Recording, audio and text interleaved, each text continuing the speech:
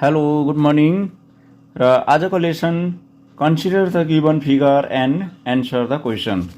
यहाँनिर तपाईँले फिगर देख्नुहुँदैछ, यो फिगर है। तपाईँले राम्रो विचार गर्नुहोस्, हेर्नुभयो तपाईँले। अनि सोध्दैछ कि इज इट अ कर्भ, नेपालीमा यो कर्भ हो भनेर सोध्दैछ कि यो क्लोज हो भनेर सोध्दैछ। एन्सर के हुन्छ होला? एन्सरमा हुन्छ क्वेसन नम्बर 4 को 4 एन्सर है। नम्बर ए मा छ is it a curve. Curve भनेको के हो? कर्भ भन्नाले म बुझाउँदैछु, तपाईँले ध्यान दिनु होला। जब एउटा स्ट्रेट लाइन जाँदैछ, जब यसले आफ्नो डिरेक्सन चेन्ज गर्छ, यसरी घुम्दै जान्छ, यिनीहरू कर्भ भयो। के भयो? कर्भ भयो। CURVED, curve. अब सिधै गएको छ, यो नट कर्भ। यो कुरा बुझ्नु भएन? कुनै पनि लाइन सिधै जान्छ, नट कर्भ। यो कर्भ हो किनभने यहाँबाट देख्नुहुँदैछ लाइन, यहाँबाट बेन्ड भयो टक्कैको, फेरि उता बेन्ड भयो, यसरी कतिपल्ट बेन्ड भएको छ। त्यसैले गर्दा हामीले एन्सर लेख्नु पर्दाखेरि यस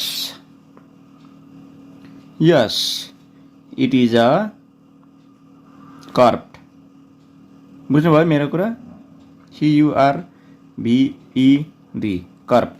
यस इट इज अ कर्भ। अब बीमा हेरौँ, इज इट अ क्लोज्ड? यस। किन हुनु त? मानिलिनुहोस् तपाईँले यहाँ टेल भयो, यसलाई मान्दा पनि भयो, यसलाई मान्दा पनि, यसलाई कुनै पनि मान्दा भयो। यहाँबाट स्टार्ट भयो, यसरी आएको छ, फेरि यहीँ जोडिएको छ होइन। सपोज तपाईँ यहाँ सम्झिनुहोस्, तपाईँलाई बाहिर जानु भयो भने कहीँ पनि डुवर छैन, यसरी पनि हामी बुझ्नु सक्छ। अर्को कुरा चाहिँ हामीले फिगर तान्दाखेरि यसरी जहाँबाट आयो त्यहीँ जोडिएको छ। यहाँबाट जानुहोस्, यसरी आएको छ, बाइक कुदाएर फेरि अघिकै ठाउँमा आयो टक्कै। यसले गर्दा यस इट इज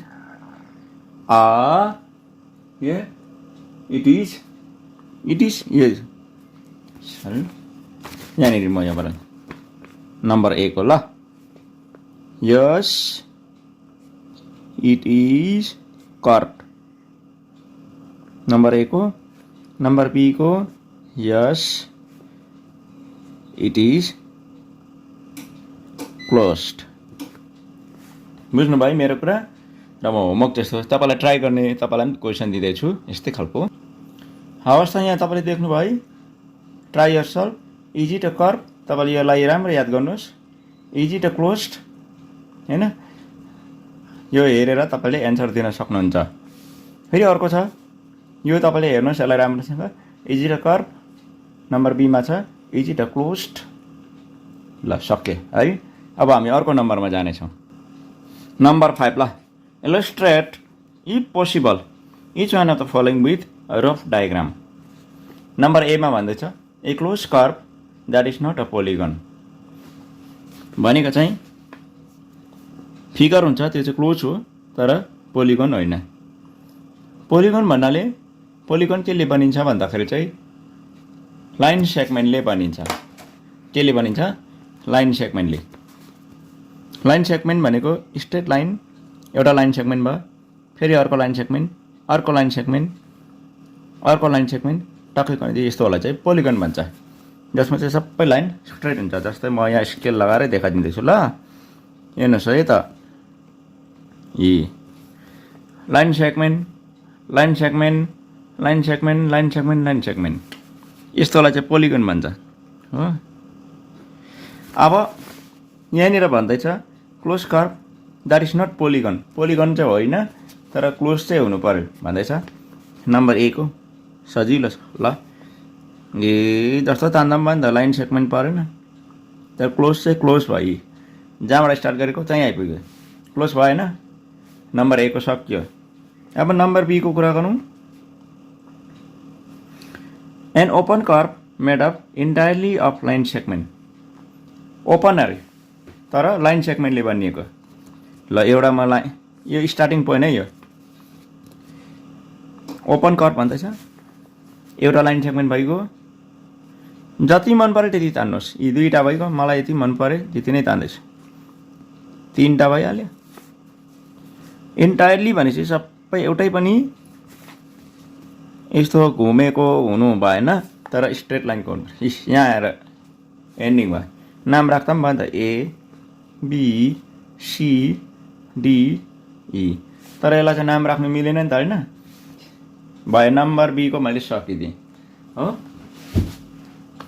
अर्को पनि त गर्न सकिन्छ, ओपन लाइन सेगमेन्टको यसरी पनि हुन्छ, होइन? ल, यो पनि सकिएको छ। अब नम्बर सी को a polygon with two side. A polygon with two side, सीमा हेर्नु है त। तपाईँले एउटा इम्पोर्टेन्ट कुरा सिक्नु हुँदैछ यहाँबाट। अब पर्खनुहोस्, सी टू साइड भनेपछि दुईटा लाइन सेगमेन्ट भनेपछि एउटा अर्को दुईटा। यहाँ जोड्नुको लागि त फेरि अर्को पनि चाहियो। त्यही कारणले गर्दा यसको एन्सर हुन्छ we can not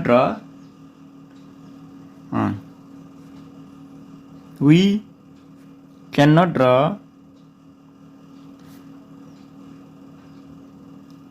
polygon. We cannot draw polygon with two line segment. कुरा बुझ्नुभयो? पोसिबलै छैन। ल, नम्बर सी को पनि सक्यो। क्वेसन नम्बर 5 को एबीसी सक्यो। हुन्छ, तपाईले पनि बुझ्नुभयो भने हेर्नुहोस्। Illustrate if possible each one of the following with rough diagram. तपाईले रफ डायग्राम युज गर्न सक्नुहुन्छ। नम्बर ए मा polygon with with 5 line segment. Polygon with 5 line segment यो म काट्दैछु। त्यहाँदेखि a close curve with 2 line segment हो, a close curve with 3 line segment अनि an open curve with no line segment. हाम्रो आजको लेसन यहाँ समाप्त हुँदैछ र तपाईलाई एकदम कङ्ग्रेचुलेसन। तपाईले क्वेसन नम्बर एक्सरसाइज 4.2 को 1 देखि लिएर 5 सम्मको तपाईको यहाँ एन्ड हुन्छ। र अर्को भिडियोको लागि तपाईले तल डिस्क्रिप्सन बक्समा लिंक दिएको छ, तपाईले त्यहाँ क्लिक गरेर अर्को भिडियो पनि पाउनु होला। हवस् त, आज यहाँबाट बिदा हुँदैछु। By by.